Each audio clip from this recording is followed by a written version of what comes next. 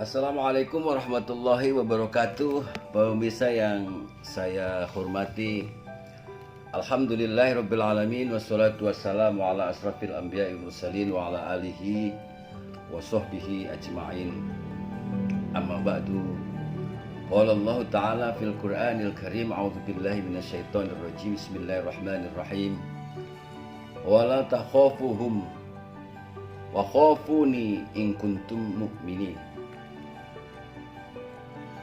Ya ayuhan nas, inna khalaqnakum min dzakarin wa untha wa ja'alnakum syu'uban liqabala lita'arafu inna akramakum indallahi atqakum.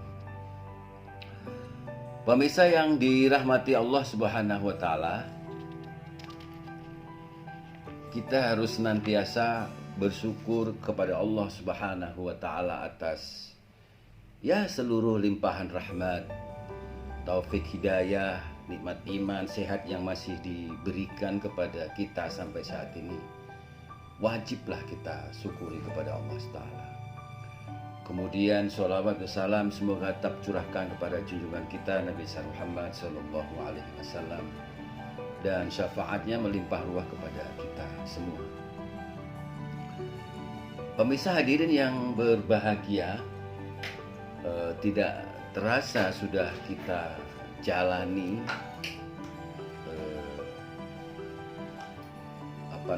ujian yang diberikan Allah kepada kita, khususnya bangsa Indonesia dan umumnya masyarakat dunia, bahwa COVID-19 yang menimpa kita ini bukan hanya berlangsung sehari dua hari, tapi juga berbulan-bulan. Ini kita harus bisa mengambil hikmahnya atas kejadian ujian yang diberikan Allah kepada kita semua ini. Tentu beberapa hal yang terkait dengan masalah COVID-19 ini bisa saja terjadi di kita, keluarga kita, masyarakat, bangsa kita. Itu timbulnya rasa takut, kemudian was-was, kemudian pada saat yang sama juga menghadapi adanya sebuah harapan besar atas masalah ini segera selesai. Hadirin sidang sholat Jumat yang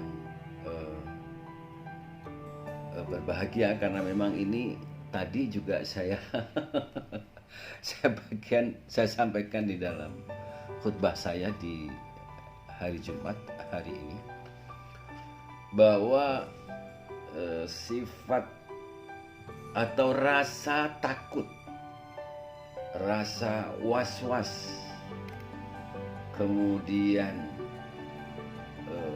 sedih, ini tiga hal yang sering kita alami di dalam kita menjalani kehidupan ini. Takut tidak punya istri, takut tidak punya pekerjaan, tidak memperoleh pekerjaan,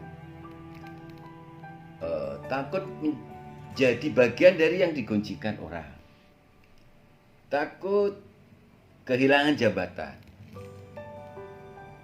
takut dimarahi orang, kemudian takut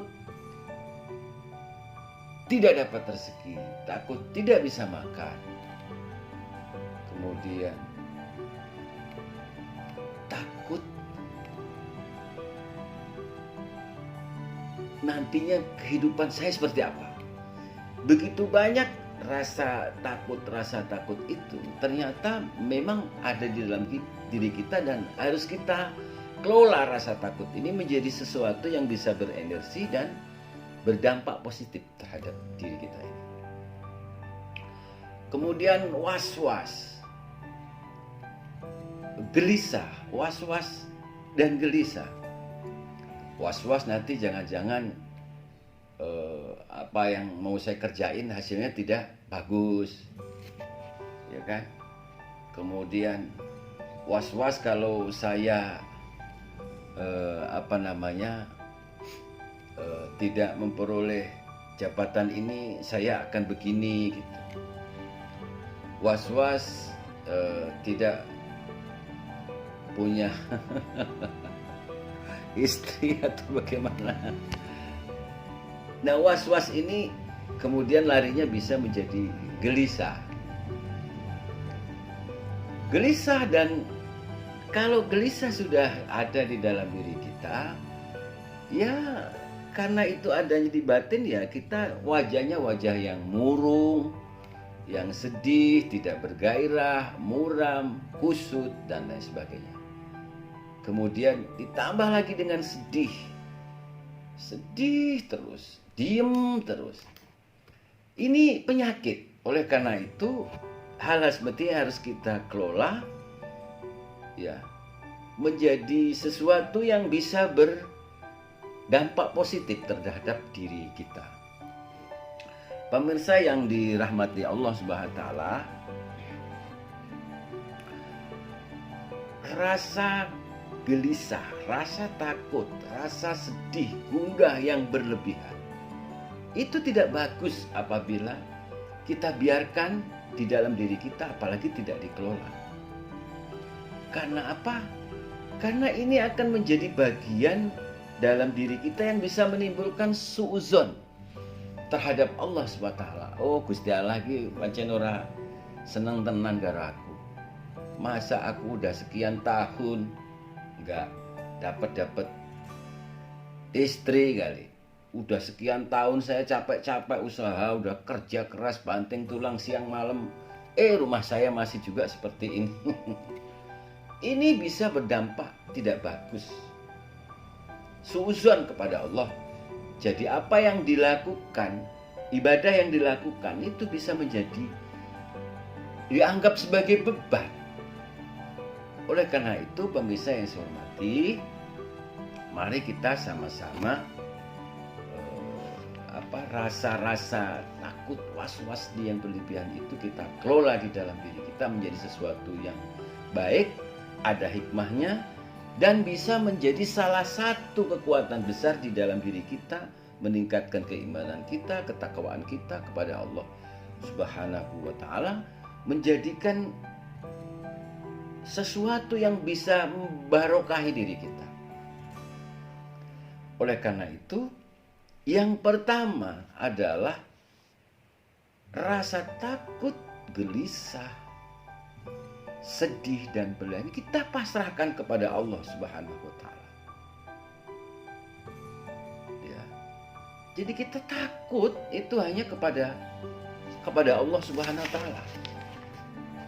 Tadi udah saya sebutkan di dalam Al-Qur'an, wala takhafuhum wa khafuni in kuntum mu'minin.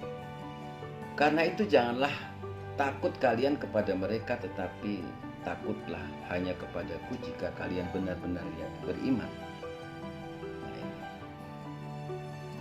Kemudian di dalam ayat lain juga banyak yang disebutkan di dalam Al-Quran, salah satunya wa iya farhabun, dan hanya kepada aku hendaklah kalian takut. Hadirin pemirsa yang saya hormati, ada beberapa referensi lah gitu kira-kira untuk mengelola takut, sedih, gundah, dan sebagainya ini. Salah satu di antaranya adalah kita senantiasa berpikir positif thinking. Kemudian yang kedua, kita ini harus merasa fakir di hadapan Allah SWT. Kita ini jangan merasa bahwa kita punya sesuatu yang dibanggakan diri kita, tapi merasalah diri kita ini fakir di hadapan Allah SWT. Dengan diri kita merasa fakir di hadapan Allah, kemudian ini menjadi bisa mentransformasi pemikiran dan sifat dan watak kita, bahwa kita ini memang butuh Allah Subhanahu wa taala. Itu. Ini penting. Oleh karena itu, rasa takut, rasa sedih, rasa gundah itu apabila terjadi di dalam diri kita, pada saat yang sama kita itu merasa fakir di hadapan Allah, kemudian kita minta sama Allah, rasa-rasa ini akan sendirinya bisa dihilangkan, bisa dikurangi lah setidaknya. Rasa takut yang biasanya seperti itu, gundah dan sedih yang seperti itu, menjadi sebuah optimisme, menjadi sebuah harapan. Dan kalau ini yang terjadi, akhirnya kita tidak memikirkan masalah yang terjadi sama diri kita, tetapi kita lebih banyak berpikir begitu banyaknya rezeki yang Allah kasihkan kepada kita. Kemudian akan timbul optimisme, semangat di dalam diri kita ini, bahwa kita bukan siapa-siapa di hadapan Allah, kita butuh Allah. Ini akan menjadi energi.